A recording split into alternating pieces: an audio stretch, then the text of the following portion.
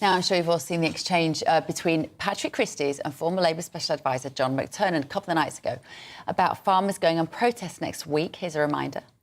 You would do to farmers what Margaret Thatcher did to miners, which was, and she used very heavy-handed police tactics, followed by what? Putting them out of business. If people are so upset that they want to go on the streets and spray slurry on them, then we don't need the small farmers.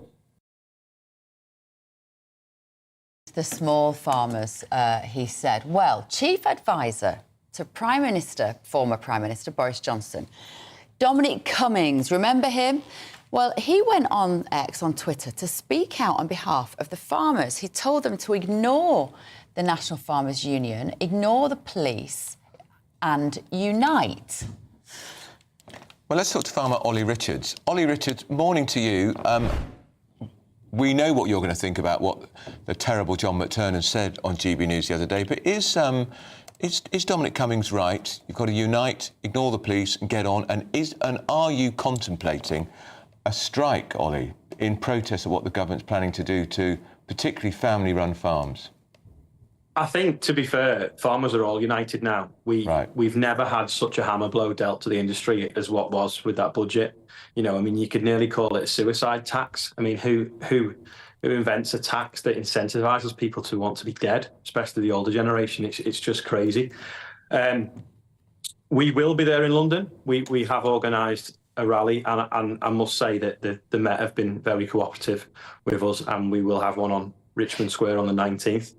But every bit of industry is coming together. The NFU have got a separate event down the road, and we are actually going to be liaising with each other so our timings don't clash, and hopefully we'll have an NFU representative at ours as well.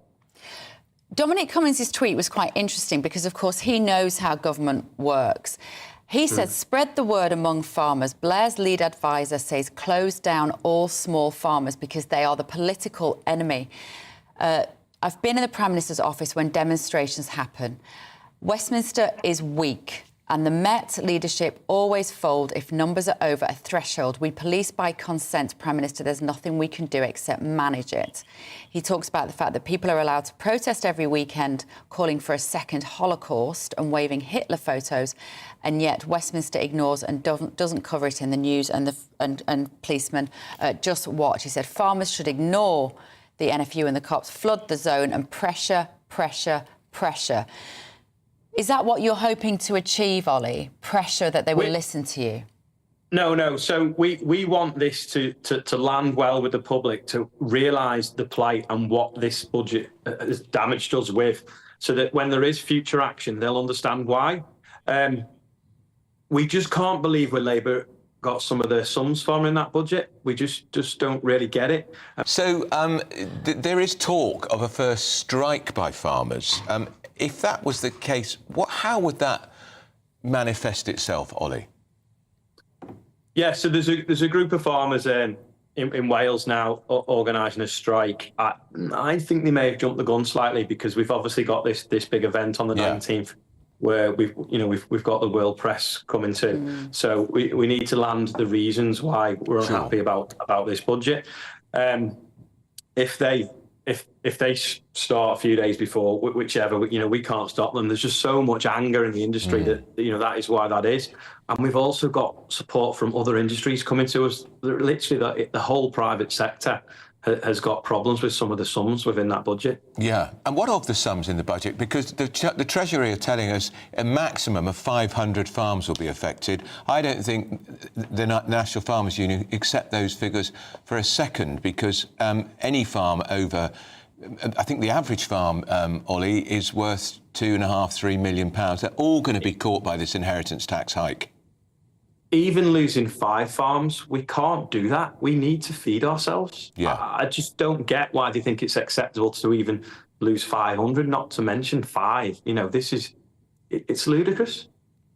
Ollie, if a significant number of farms do have to be sold in the fullness of time because of these restrictions, and because just simply, even if it's not inheritance tax, just how difficult life is for farmers now, how will that affect this country, the character, the fundamental identity of Great Britain if we no longer have family farms? I think the real danger is just not being able to feed ourselves. Every year we are bringing even more and more food in because there is farmers going out of business anyway. And if you've got a nation that can't feed itself, that is a very dangerous place to be.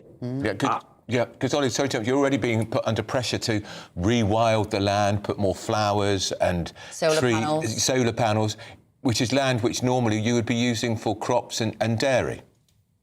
Yeah, I mean, what the government doesn't seem to have realised is who carries the risk within agriculture, and it's us right at the bottom. If they need more tax to pay for the NHS or to pay to fix potholes, then they should have gone to the top where the money is. I mean, you've got to have your breakfast before you drive round a pothole anyway. It's just madness. Yeah. Do you think they've got this old-fashioned view that farmers are all the rich landed gentry? Yeah, and if you look at a spreadsheet, that may be what it is, and it's we've always had a bit of a disconnect from central London government of what happens on farms, but I think with having some newbies in, shall we say, I think that distance has got even further, and there's dubious figures being bandied around that we can't make any sense of.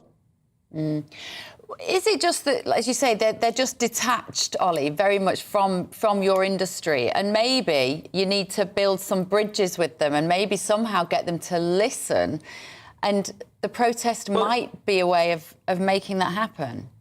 Well, the protest is we're going to have farmers there and other important people, should we say. I'm not telling you exactly who just yet, but we need the voice to be heard. We need them stories out there to understand that yes, a farm might have a value, but it's never liquid. It's never seen. If you have to chop 20-25% off a farm every time the owner changes or the person in charge, it's very quickly you've got nothing left. And if you have to chop some off, who's buying it? Because it won't be farmers.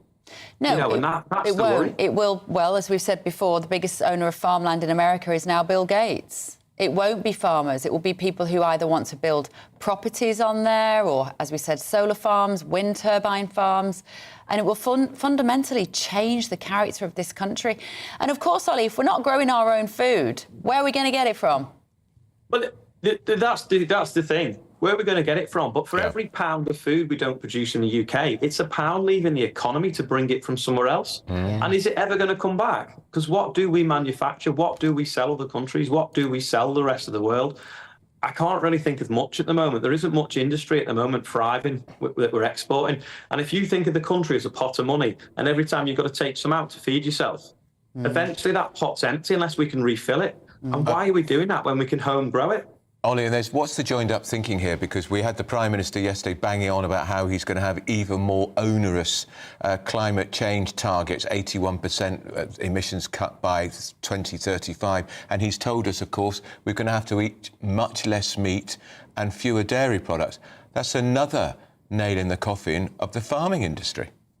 Yeah, so the UK has some very productive farmland, but it also has a lot of hillside and non-productive farmland that only really grows grass. We can't eat grass. We can't digest it, but we can turn it into a protein that we can eat, whether it's sheep meat, beef, or anything like that. And even dairy, with the highest protein drink you can get. The short-sightedness is unbelievable. It is a short-sightedness, you're is. absolutely right.